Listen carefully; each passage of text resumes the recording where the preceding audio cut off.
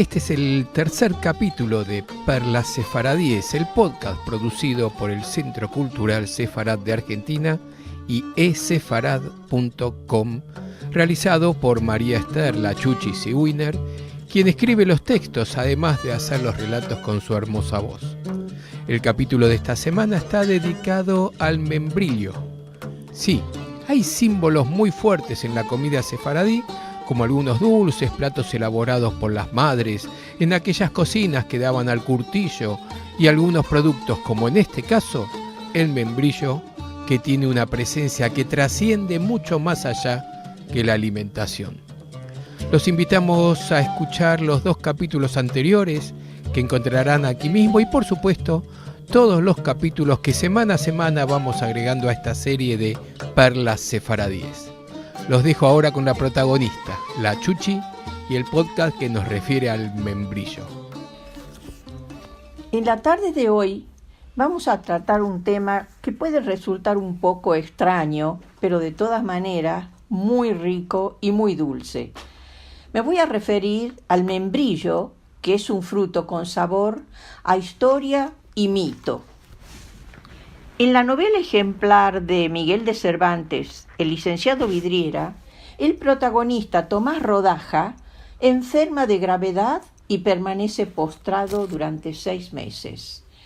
La responsable de su enfermedad y posterior locura es una morisca sabedora de estas prácticas, a quien acude una dama de todo rumbo y manejo, al verse desdeñada por el licenciado. Cito: y así aconsejada de una morisca, en un membrillo toledano dio a Tomás unos de estos que llaman hechizos, creyendo que le daba cosa que le forzase la voluntad a quererla, como si hubiese en el mundo hierbas, encantos ni palabras suficientes a forzar el libre albedrío. Y así las que dan estas bebidas o comidas amatorias se llaman beneficios, porque no es otra cosa lo que hacen, sino dar veneno a quien las toma, como lo tiene mostrado la experiencia en muchas y diversas ocasiones. La morisca le proporciona el beneficio, un veneno muy poderoso. Tomás se recupera físicamente, pero queda trastornado psíquicamente, pues se cree hombre de vidrio. En consecuencia, su vida tendrá la tónica que le da el sentirse hombre vulnerable a cualquier contacto humano, y adopta a partir de aquí un nuevo nombre: licenciado Vidriera. En una edición de Bayard se consagra una nota al pie, que el membrillo representa un símbolo griego de fertilidad. Es un alimento de desposados, la manzana de Dionisos consagrada a Venus. Estas aclaraciones llevaron nuestra atención hacia otros aspectos relacionados con esta popular fruta. Por ejemplo, su vinculación con la cultura griega y latina a través de la etimología propia de la palabra membrillo y del mito clásico greco-latino, en su lugar de origen más antiguo, de su arribo a la península ibérica, donde, a más de fuerte cervantina, la presencia del fruto en un poema de Góngora y en una comedia de Ruiz de Alarcón, encontramos en la tradición oral y en el cancionero sefaradí un refrán y un cante de bodas mucho más antiguo que mencionan el fruto y el árbol del membrillo. Asimismo, nos interesó su vinculación con las prácticas de curar y la condición de fruto medicinal del membrillo en la antigüedad clásica. En efecto, se trata de un fruto de origen del Asia Menor, más exactamente de Persia. El membrillo se cultivaba en Babilonia desde la antigüedad, 4000 años antes de Cristo. Parece ser autóctono de las orillas meridionales del mar Caspio. Se lo encuentra de forma natural en el centro y sudeste de Asia, en Armenia, Turquestán, Sidria, etc. Este árbol de membrillo florece en abril o mayo y se cosecha entre septiembre y octubre según las zonas. Es un árbol de la familia de las rosáceas, cuya madera es dura y está cubierta de una corteza cenicienta, aunque por dentro es algo bermeja. Las hojas son muy vellosas, las flores muy olorosas, de gran tamaño y de color rosa pálido. Su fruta, el membrillo, es una especie de pera grande, carnosa y blanca por dentro. Cubierta de una cáscara amarilla y muy vellosa, tiene dentro 5 pepitas largas de color oscuro. De olor muy agradable, su carne es dura y áspera. Solo es buena para hacer con ella conservas, es decir, jaleas, mermeladas o la popular carne de membrillo. Sin embargo, a veces en países cálidos de sol intenso, el fruto se hace menos ácido y puede comerse crudo.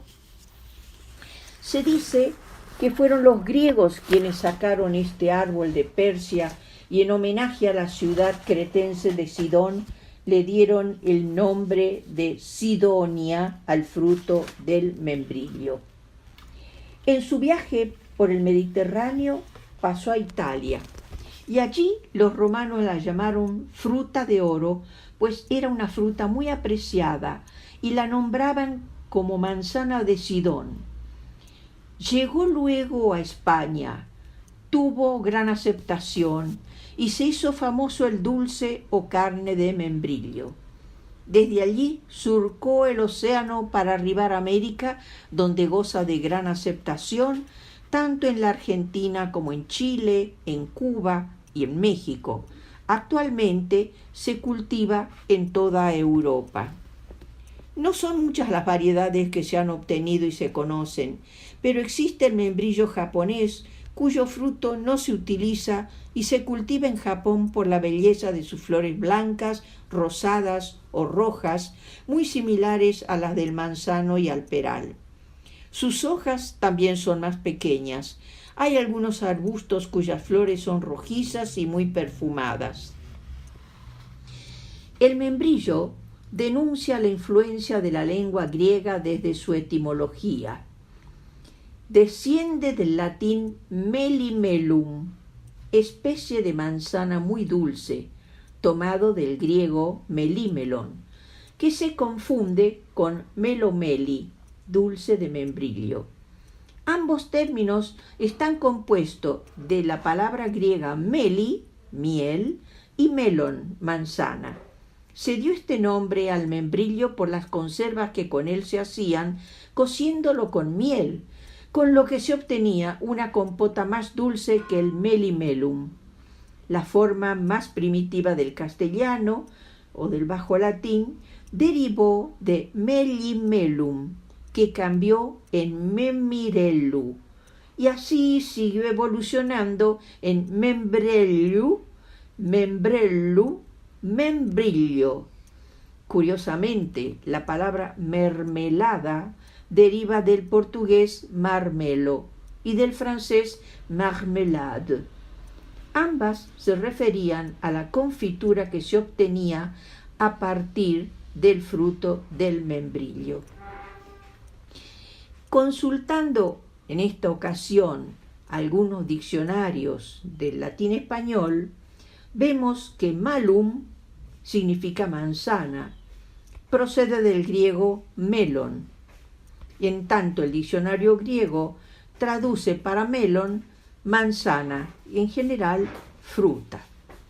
Con estas aclaraciones podemos entender que en el relato del rapto de la bella Helena por París, hijo del rey de Troya, Príamo, se hable de una manzana de oro ofrecida por el joven a una de las 3 más bellas diosas del Olimpo, y supuestamente se habría tratado de un membrillo, pues este fruto, llamado manzana de Sidón o manzana de Dionisos, le estaba consagrado a Afrodita o Venus como símbolo de amor y fertilidad. Según el relato mítico, la manzana ofrecida a las diosas era de oro, y en ella estaba inscripta la leyenda para la más bella. Curiosamente, los romanos llamaron al fruto del membrillo fruto de oro, en clara alusión a su color de amarillo intenso cuando está en sazón. Tal información resulta interesante al momento de interpretar algunos mitos, ya que asociado con la diosa Afrodita o Venus está la manzana o el membrillo que ella sostiene en la mano, obsequio del joven Paris. Este fruto, junto con la rosa roja y el mirto entre los vegetales, constituían los atributos simbólicos de la diosa del amor y la fecundidad. La diosa, tanto en el ámbito griego como latino, ofrece una interesante presencia en la vida de los hombres y mujeres que le rinden culto. Las leyendas que le atribuyen son numerosas. En algunas, ella misma es protagonista. Preferentemente se la muestra como protectora de los enamorados. Afrodita accedía a los deseos de quienes acudían a sus santuarios solicitando sus favores, pero también hacía valer su poder inspirando pasiones trágicas, como en el caso de Fedra, de Paris y Helena, de Píramo y Tisbe. ¿Qué veían los griegos en esta divinidad? Vida y muerte se corporizaban en su presencia. Sabedores de lo inexorable del paso del tiempo, de los ciclos vitales que llevan de la juventud a la madurez y de ahí a la vejez, Afrodita representaba en el imaginario popular la garantía de la continuidad de la especie merced a su poder fecundante, tal como la capacidad reproductora de la naturaleza. Ella reinaba en el cielo, la tierra y el mar. Es muy interesante también la relación que se establece entre esta divinidad y el ciclo de las estaciones. A ella se la identifica con el ciclo de estaciones fértiles y expresa la vida primaveral, puesto que sin primavera no hay fertilidad y sin fertilidad no hay continuidad. Por consiguiente, Afrodita presidía la renovación y la magnificencia de la naturaleza en cada primavera. Veamos ahora. Venus, entre los romanos, conservaba estos atributos del amor y la fecundidad, así como de la felicidad. Y al igual que los griegos, le estaba consagrado el membrillo, la manzana de Sidón. Los romanos continuaron la tradición y difundieron la costumbre de ofrecer de comer un membrillo a las parejas de recién casados antes de entrar a la habitación nupcial, simbolizando así el auspicio de una vida futura con suerte y fertilidad. Con el correr del tiempo, la ofrenda del dulce o carne de membrillo la hacen las mujeres de España, valencianas, aragonesas, catalanas, en señal de amistad. De este modo, la antigua tradición griega se perpetúa con la confianza de que este dulce presente encarna de algún modo un mensaje de amor. La presencia de este fruto con historia aparece asociado con textos literarios u orales, así como también con prácticas curativas que se remontan a épocas arcaicas. Es sabido que desde tiempos muy remotos las artes de curar fueron ejercidas preferentemente por mujeres. Muchos hombres sacrificaban su condición de machos y se hacían eunucos para ser admitidos en los círculos estrechos donde sólo las mujeres tenían dicho poder legítimamente reconocido por el resto de la población. Adoptaban ropaje femenino y usaban máscaras. Las prácticas de la medicina o arte de curar se asoció también desde muy antiguo con los curanderos, hechiceros, chamanes, brujos, magas, remedieras y saludadoras. Su función era la de curar las enfermedades. Para lograr la curación de los enfermos, estas médicas invocaban a la divinidad que favorecía la salud.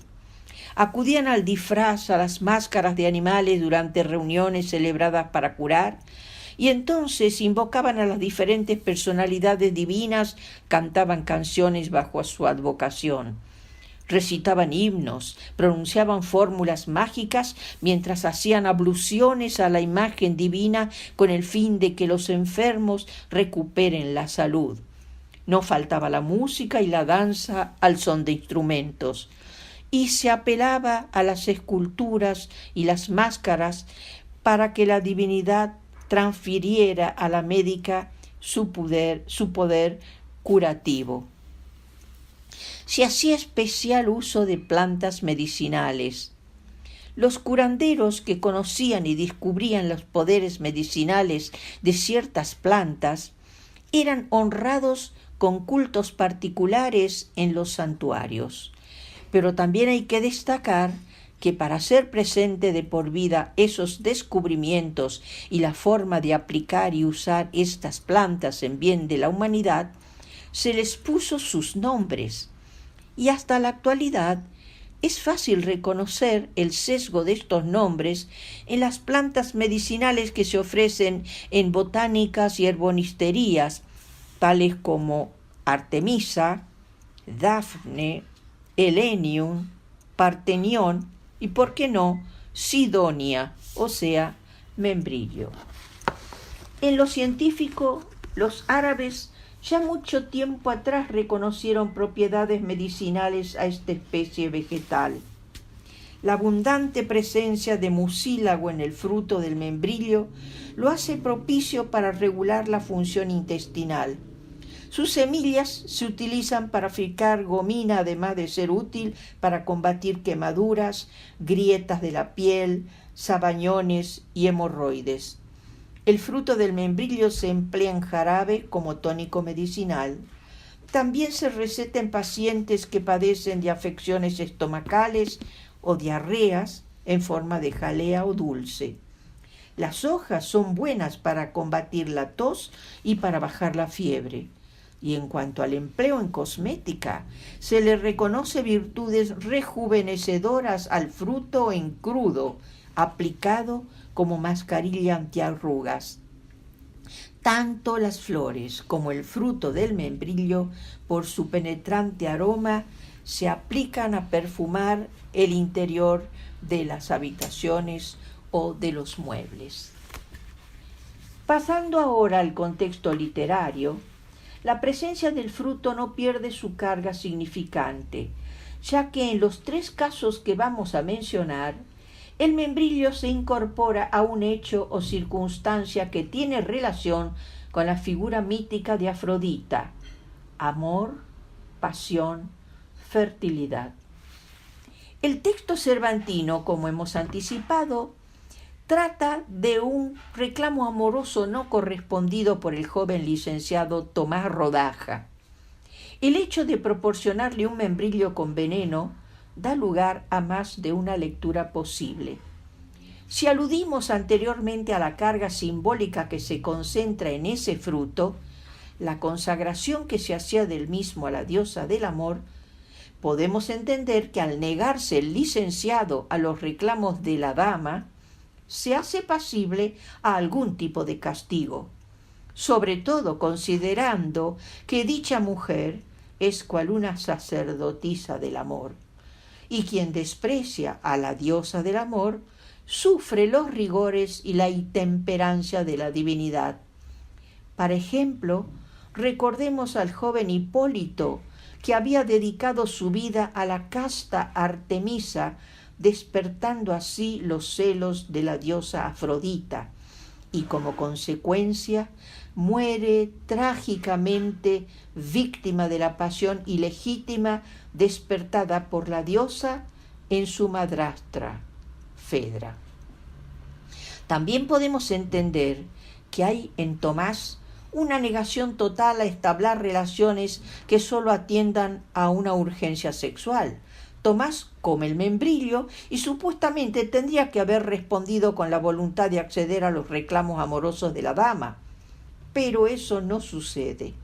En cambio, enferma y está al borde de la muerte. La actitud de Tomás a partir de ese episodio nos muestra un personaje misógino, o bien su falta de hombría se representa mediante este cambio de personalidad del joven que a partir de este hecho no admite contacto ni proximidad con ser humano alguno. Toda su libido se concentrará de aquí en más en el entendimiento e ingenio con que atender los reclamos de todos los que lo rodean. Su aguda mirada, su fino sentido crítico para cada uno de los que se ponen bajo su juicio, resulta lleno de ironía y con fuerte tono ácido. No pone límites a lo que critica y juzga, haciéndolo con derroche de ingenio, acertijos y circunloquios. Sus saberes de letrado se vuelcan en las consultas que le van formulando. Emplea latines, usa citas de los clásicos y da muestra de una memoria notable hasta que logra su curación. Cervantes dice que una morisca es quien le proporciona el veneno. Sin embargo, no deja de exponer su verdadera convicción respecto a estas acusaciones tan frecuentes en su época, acusaciones y prejuicios muy adentrados en la población con respecto a moros y judíos. Cito: dio a Tomás uno de estos que llaman hechizos, creyendo que le daba cosa que le forzase la voluntad a quererla, como si hubiese en el mundo hierbas, encantos ni palabras suficientes a forzar el libre albedrío.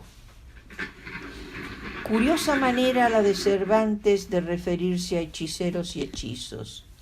Cuando se sostiene con firmeza el libre albedrío de la persona al que no pueden forzar hierbas, encantos ni palabras. Un autor y texto próximos a Cervantes también menciona el fruto del membrillo. Si bien no hay en el texto de Góngora, fábula de Polifemo y Galatea, una tan clara mención del fruto en relación a hechizos, por ejemplo, este fruto, junto a la manzana, se mencionan en un poema extenso que habla del amor, los celos y la muerte. Asis y Galatea se encuentran y se aman. Polifemo, el monstruo ciclópeo de la isla de Sicilia, tomará venganza en el enamorado, porque también él ama a la ninfa de extrema belleza. El pasaje que nos interesa, en donde se describen los frutos abundantes dentro de un zurrón, en el inconfundible estilo del cultismo gongorino, dice así: erizo es el zurrón de la castaña, y entre el membrillo verde o datilado de la manzana hipócrita que engaña, a lo pálido no, a lo arrebolado, y de la encina, honor de la montaña que pabellona al siglo fue dorado, el tributo, alimento, aunque grosero, del mejor mundo, del candor primero. En estos versos, Góngora presenta lo que sería una naturaleza muerta, donde hay varias frutas en un zurrón que las contiene. Hay castañas, manzanas que se confunden con el membrillo y las bellotas, el fruto de la encina. He aquí una digresión típica cultista donde se evoca la Edad de Oro, leyenda que Hesíodo ofrece en su libro Los trabajos y los días, cuando no existía el mal en el mundo y el hombre bien podía sustentarse con el fruto de las encinas sin tener que trabajar. Y en cuanto a la fruta que nos ocupa, aquí también el membrillo se muestra en una relación muy íntima con la manzana, a la que califica de hipócrita que engaña a lo arrebolado, mientras permanece entre el membrillo, o verde o datilado, en clara alusión al color verde o amarillo dorado. Y por último, apelando a la tradición oral de los judíos sefardíes, recordemos un cante de bodas que se entona para homenajear a la novia el día de su boda. Esta versión se recoge en Grecia, pero hay otras que ofrecen variantes en donde la mención del árbol del membrillo no aparece. El cancionero tradicional sefardí se ha extendido principalmente alrededor de la cuenca del Mediterráneo, del norte de África y de los Balcanes, donde la tradición del folclore musical sefardí se mantuvo vivo como en los tiempos en que los hispanohebreos habitaban en la península ibérica. Y eso duró hasta que el exterminio nazi devastó las poblaciones más numerosas. Aún así, hoy se conservan versiones de ese acervo tradicional hispánico recogidas a lo largo de 500 años de exilio, como esta versión de la comunidad de Salónica. Ya salió de la mar la galana con un vestido ali blanco. Ya salió de la mar, ya salió de la mar. Entre la mar y el río mos creció un árbol de membrillo. Ya salió de la mar, ya salió de la mar. Al se refiere al color rojo. Y hay otra versión de este cante interpretado por la hispana Rosa Zaragoza. Le incluye una estrofa más. Ya salió de la mar la galana con un vestido ali blanco. Ya salió de la mar. Entre la mar y la arena nos nació un árbol de canela. Ya salió de la mar. Entre la mar y el río nos nació un árbol de membrillo. Ya salió de la mar. La mención del árbol de membrillo dentro de este contexto literario musical no pareciera ser casual. Las canciones se caracterizan por su contenido alegórico y simbólico. En este caso, el membrillo sería un símbolo con una tradición que heredaron de España los sefardíes. Y este símbolo no sería distinto a lo que ya se ha dicho en relación a la tradición que se remonta a los griegos y romanos, la idea de felicidad, de amor, de amistad y sobre todo fertilidad.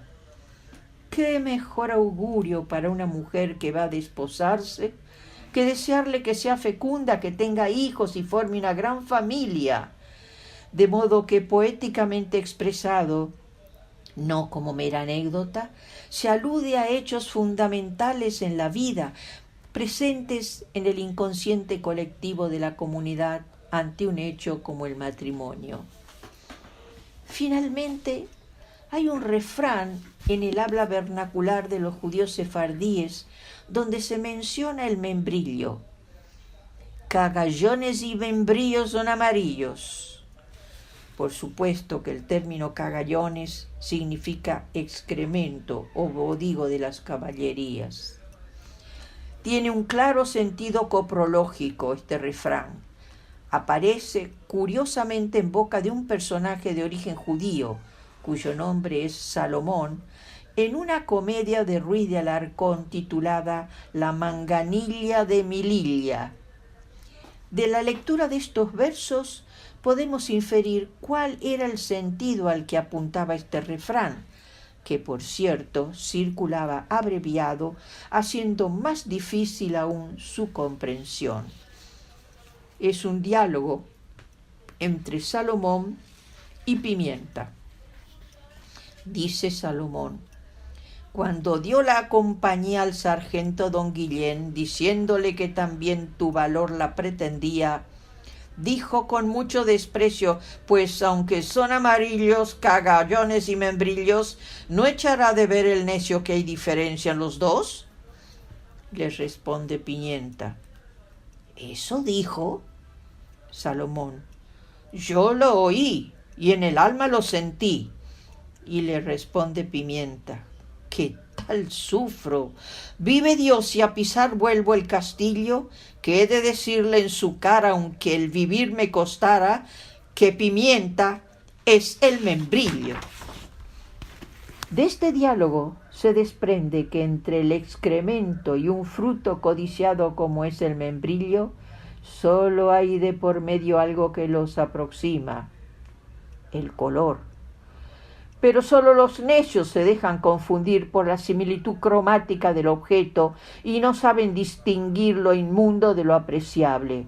Y a esto apunta el sentido del ejemplo de este refrán arriba citado. Hay que decir en este último caso que la inclusión del fruto no ofrece necesariamente un significado semejante a la de los otros textos en los que aparece el membrillo. Hemos recorrido un largo trecho a través de la historia, el mito, los textos de la literatura y la tradición oral, guiados por la presencia de este fruto particular. Ello nos ha dado la ocasión de establecer vínculos y relaciones con sentido en ambos culturas diferentes, en donde los mitos clásicos grecolatinos, la cultura hispánica a través de Cervantes, de Góngora, de Ruiz de Alarcón y el folclore de los sefardíes se aunan en la figura paradigmática del membrillo. Muchas gracias. Este fue el tercer capítulo de Perlas Sefaradíes, el podcast del Centro Cultural Sefarad de Argentina y esefarad.com.